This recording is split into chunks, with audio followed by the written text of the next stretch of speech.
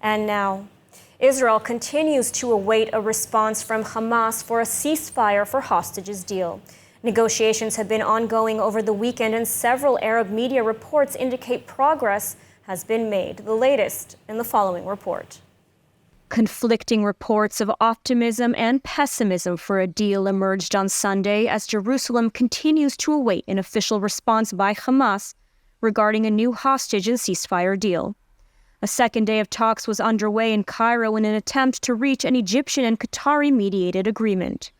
Early Sunday, Palestinian officials indicated no significant progress was made as Hamas continued to demand that any deal must bring to an end of the war, a condition which Israel adamantly refuses.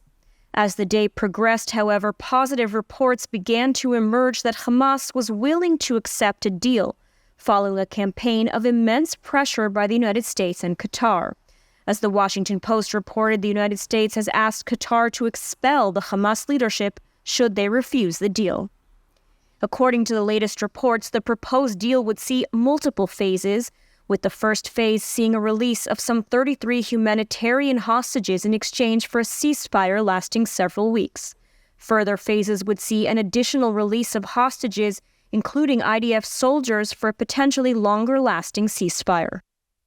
Meanwhile, Prime Minister Benjamin Netanyahu announced on Sunday that the Israeli government unanimously decided it would shut down the Qatari-owned Al Jazeera news network in Israel, a move the Israeli government has so far avoided so as not to anger Qatar, a key mediator in the negotiations. There are still 132 hostages being held in Gaza by Hamas.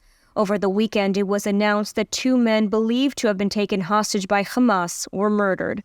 The body of Eliakim Liebman, who was believed to be one of the hostages, was discovered in Israel, mistakenly buried alongside another victim. His remains were identified through a complex forensic investigation. And Kibbutz Be'eri, one of the hardest-hit sites on October 7th, announced that its resident, Dror Or, was killed on October 7th and that Hamas is holding his body in Gaza. His 2 children, Noam and Alma, just 17 and 13 years old, were also taken hostage and released in the first hostage deal. Their mother, Yonat, was also murdered on October 7th.